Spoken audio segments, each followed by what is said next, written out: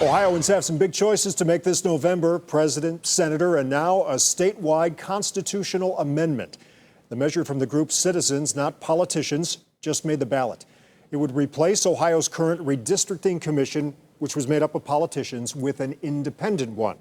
Columbus Bureau reporter Morgan Trout's been covering the redistricting debacle now for years. She has a breakdown of what this amendment is and what happens now.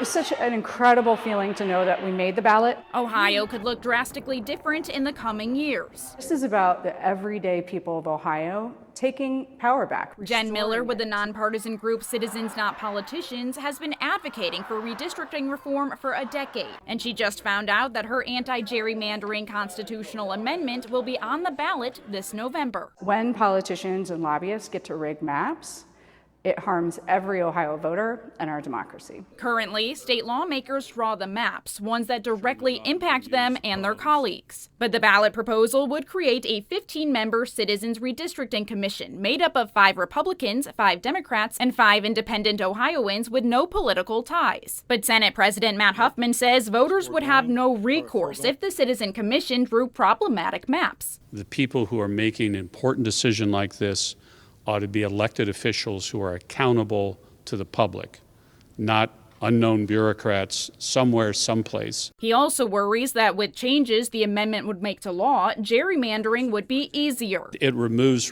the restrictions on dividing local communities of interest, cities, counties, townships, making sure there are compact districts. Miller says there's guidelines around each of those issues and points out that Huffman was criticized by the bipartisan Ohio Supreme Court, which struck down his maps 7 different times in 2022, telling him to stop gerrymandering to help Republicans. Governor Mike DeWine, who was also on the commission, says he's reviewing the proposal. I spent a lot of time thinking about it and trying to really understand exactly what it would do. I've also looked at what other states have done.